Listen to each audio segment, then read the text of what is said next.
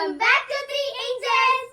അപ്പോൾ ഞങ്ങൾ ഇവിടെ വന്നിരിക്കുന്നത് ഒരു മെസ്സേജ് തരാനാണ്. ഞങ്ങൾ പേപ്പർ വായിച്ചപ്പോൾ ഒരു വാർത്ത കണ്ടു. നിങ്ങൾ എല്ലാവരും അത് വായിച്ചിട്ടുണ്ടാകും. പേവിഷബാധയേറ്റ് ഒരു കുട്ടിയും കൂടി മരിച്ചു. നിയ അല്ലേ ചേച്ചി? അതെ, അത് മാത്രമല്ല ആ വാർത്ത ഞങ്ങളെ ഒരുപാട് ദുഃഖിച്ചു. കാരണം ഞങ്ങളെ പോലുള്ള ഒരു കുട്ടിയല്ലേ നിയ. അവൾ മരിച്ചപ്പോൾ ഞങ്ങളുടെ വിഷമം നിങ്ങൾക്ക് എല്ലാവർക്കും ഊഹിക്കാൻ സാധിക്കും.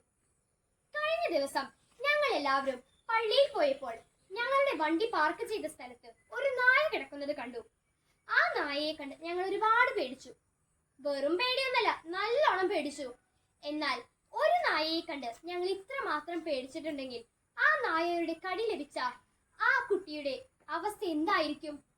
അവൾ എത്രമാത്രം വേദന അനുഭവിച്ചിട്ടുണ്ടാകും എന്ന് നമുക്കെല്ലാം ഊഹിക്കാം. അതിന് നമുക്ക് എന്ത് ചെയ്യാൻ പറ്റും? ഒന്നും ചെയ്യാൻ പറ്റില്ല. അങ്ങനെയല്ല, കുട്ടികളായി നമുക്ക് ഒരുപാട് കാര്യങ്ങൾ ചെയ്യുവാൻ പറ്റും.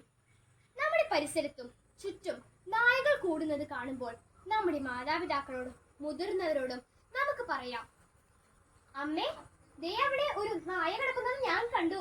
അതിന് അമ്മേ, അവിടെ ഒരുപാട് നായകൾ നിൽക്കുന്നത് ഞാൻ കണ്ടു. നിനക്ക് വേറൊരു പണിയില്ലേ? പോയി നിന്റെ കാര്യം നോക്ക്. ഇതാണ് എല്ലാ അമ്മമാരുടെയും അഭിപ്രായം. എങ്കിലും നിങ്ങൾ ഇതേ കാര്യം തന്നെ ആവർത്തിച്ചുകൊണ്ടേയിരിക്കണം. അങ്ങനെ അവർ ഉണരും. അടുത്തുള്ള മുനിസിപ്പാലിറ്റിയിലോ പഞ്ചായത്തിലോ കോർപ്പറേഷനിലോ ഈ വിവരം അറിയിക്കണം.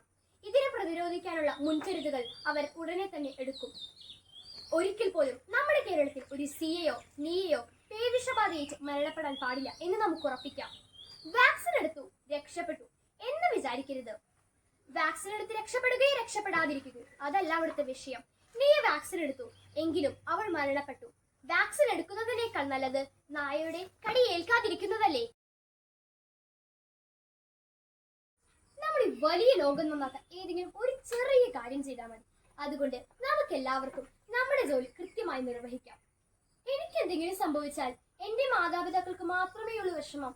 അതുപോലെ നിങ്ങൾക്ക് എന്തെങ്കിലും സംഭവിച്ചാൽ നിങ്ങളുടെ മാതാപിതാക്കൾക്ക് മാത്രം. നമ്മളെല്ലാവരും സ്വന്തം കാര്യമാണ് തീരുമാനിക്കുന്നത്. എന്നാൽ ഇനി മുതൽ, ഈ നിമിഷം മുതൽ അങ്ങനെയാകരുത്. ഇപ്പോൾ മുതൽ നമുക്ക് എല്ലാവർക്കും ഒരുമിച്ച് നിന്ന് പേവിഷബാധയെ പ്രതിരോധിക്കാം. നമ്മുടെ പരിസരത്തുള്ള നായ്ക്കളെ ഓടിച്ചു മാറ്റാം.